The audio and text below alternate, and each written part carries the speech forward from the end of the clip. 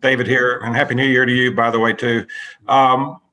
Just we asked Phil about, what he came into the season envisioning his defense to be and what he would like to see it moving forward. And I'm kind of same thing for you. What did you envision it being going in this season, and what do you envision it moving forward? And playing off that, I want to also mention last week when you guys were at 35 rushes, is that anything that you ever envisioned, that kind of offense? Well, that was, our key to victory last week was 35 runs.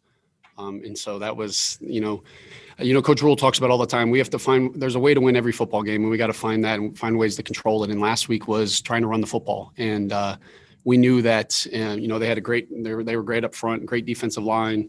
But in order for us to win the game, we were going to have to not only just establish run, but we had to show the ability to, stick with the run and go with it. And the way our defense was playing in that game as well, it made it easier, obviously, to continue to go with it. So, but no, going into the year, like this was the year where it was really hard to visualize and put a vision to everything, just because you're coming into a training camp for the first time. So we talked early in the off season about in training camp about trying to be intentional about your reps and seeing what your guys can do. But it was the vision that you had. You had to wait until you can get hands on with the guys and see exactly how your pieces can kind of work and work together. And we've had some injuries, but that's football. That's, at the end of the year, everybody's kind of beat up at this point of the year, and there's always injuries. And so, I'm excited. I'm excited about Sunday. The offseason will take care of itself, but, I do think that there's progress that we've been making, and, I'm excited about the future here. Let's go to Mike Celarte, followed by Elena Getzenberg. Hey, Joe, Happy New Year. New Year to you in advance. The way that you guys did play last week, how much of a blueprint is that for you this week, without obviously giving away the game plan, but how much of a blueprint is that for you this week against a New Orleans team that has the potential to be an offense that, likes to just kind of have their way with defenses? Yeah, no, I think as you guys know, I'm always one that doesn't say a lot when it comes to plans and ideas, but I think it's important, like I said, establishing, we have keys to victory and establishing, what it's going to take to win, and whether it is running the ball 35 times or throwing it 45 times, we have an idea in our mind of, what it's going to take. And, if we're going to have to run the football, we're willing and we're going to be confident in that. And so, we can't really control and handle, I know you guys just were with Coach Snow and can't really handle or control what's happening on that side of the football. They're going to be ready to go, and all we can control is, us being able to establish the football, be able to move and score touchdowns in the red zone. And so that's our focus. And just a quick follow-up. Now that you're 15 games in and you've worked closely with Teddy and you've had some history with him in the past, has he been more of his own biggest critic than even you envisioned? Because it seems like, he's frustrated with the way that he's had opportunities to finish games and has really, jumped on the sword for the offense when it didn't happen. Has he been everything that you thought he would be? And maybe even, did you learn some more about him that you may not have known before? Yeah, he's a competitor, and I think that's our locker room. I think we have a group of men, offensively and defensively, and teams that, when things don't go well, everybody's kind of pointing the thumb, and that's how Teddy is. And we understand at the quarterback, just like myself as offensive coordinator, when the offense doesn't do well, it's a reflection of me. And when from a quarterback, you sit there, and no matter how the games goes, your quarterbacks are judged on that. And so Teddy's a competitor, and he's always going to be a critic of himself. That's how he's always been, and so. But that's why, he's able to be successful. Hey, Joe, Happy New Year. Understanding that you're focused on New Orleans and you take it, focus on that game, how do you evaluate yourself as a play caller, or maybe how in the off season will you do that, just in case we don't get you? Like, what do you do to look at what you could have done differently? Is it certain situations? Is it a game as a whole? Like, how do you go through that?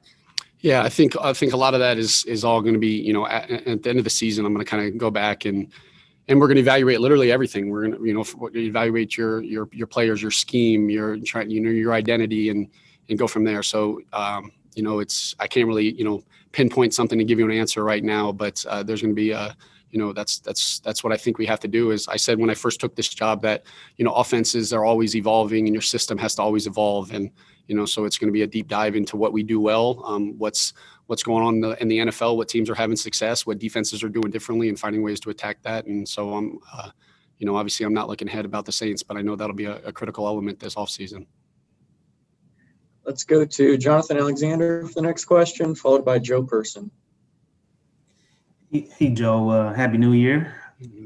Wondering if I could get your perspective from the offensive side. I'm wondering, do you see any players who are used similarly as Jeremy Chin is used for the defense here? And also, why are guys like him difficult to game plan around, or why do they disrupt offenses?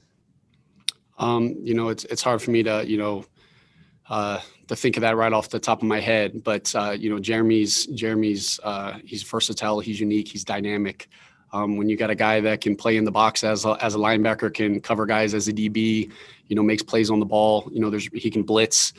You're fortunate to have there's not a lot of guys like Jeremy, and that's why Coach Snow and them are able to utilize him in many different ways, and that's why he's a rookie of the year. And so I'm glad that he's on our side, and it's not a guy that we're having a game plan for sure.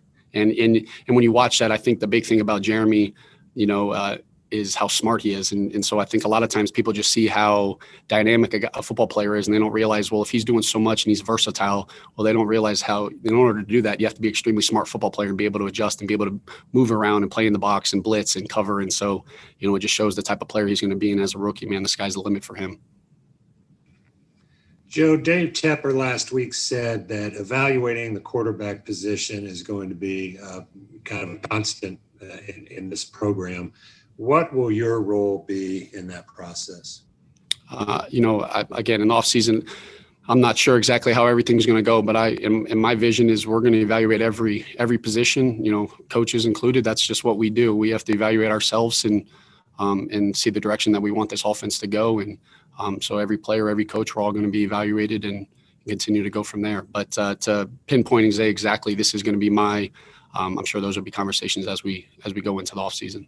And at that quarterback position, what would you like to see more from there than maybe you saw this year? Again, I think that's something that's a question more for the offseason. Right now, I just want us to focus on what we do well right now and find ways to beat the New Orleans Saints. And when the offseason comes around, we'll handle and we'll address those things. But right now, we're getting the quarterback room ready to go for this week and finding a way to go 1-0 in the football season. To David Newton, followed by Vincent Richardson.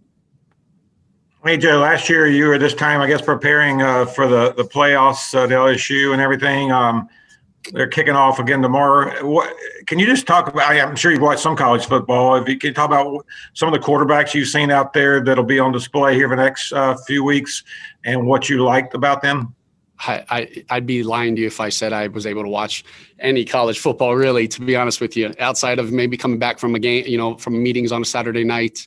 You might lay down before you doze off or whatnot. But if for me to give an evaluation, even if I had watched it, it'd be injustice to any of the football players out there. So, I'm sure there'll be some good games, coming up to end this bowl season. But for me to be able to speak on it, I'd be lying to you. Hey, Joe. The injuries on the offensive line have kind of built up a little bit as the season sort of got towards the end. I mean, how much does that affect what you try and do schematically, or do you just try to run the same stuff and trust that the guys can step up and do what they're asked to do? Yeah, I think you have to, you have to find out what your guys do well up front offensively. And, we're going to do our best to put them in positions to have success. But at the end of the day, they're professional football players and, they get paid and they're really good at what they do. And so, we have full confidence in them. And then when whoever's in there, we know that, we know what their strengths are and we're going to try to tailor it around them. And, as a play caller, I have to have confidence that they're going to be able to go in and do their job. And so, you look throughout the season, we've had offensive linemen go down, in games, during the practice week. And, the guys haven't blinked. And if the guys aren't going to blink, I can't blink. And so, that's the approach and the mindset that we have. And so I've been excited about the guys just stepping up and having that mentality. I think Coach Meyer and Coach Satterfield have done a great job preparing them, and it makes my life a lot easier. All right, guys, looks like that's going to do it. Joe, we appreciate you stopping by. Thanks, guys. I know I don't know what the media schedule is after the season. I know I'm not one that always answers a lot of questions. I see the faces sometimes when you guys ask questions, but I know it's been tough for you guys. It's been tough for everybody in 2020. But you know, I know especially when you want that person, you want that relationship, doing everything through the screen. But I just want to let you guys know we appreciate you guys and hope you guys have a happy New Year.